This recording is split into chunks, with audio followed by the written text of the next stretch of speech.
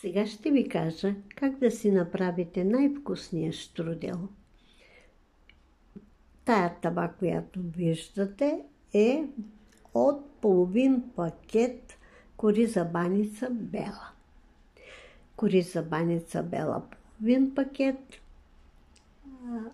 една купичка настъргани ябълки, 3 ябълки, средно големи, около 100-150 грама захар и около 100 грама орехи, поръсени с канела. Слагам в отделни купи на масата. Вземам един лист, слагам в една чашка олио около 50-60 мл. Вземам един лист, с четчица намазвам целия лист, пригъвам го на две надясно и от дългата страна, от край до край, посипвам една пълна супена лъжица настъргани ябълки.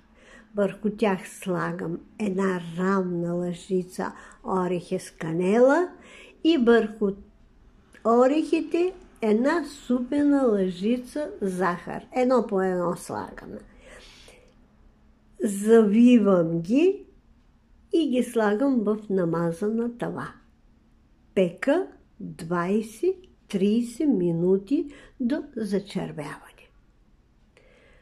Може да си определите и продуктите, зависи колко листа искате да набиете. Аз в тая тава събрах 9 листа от кориза баница.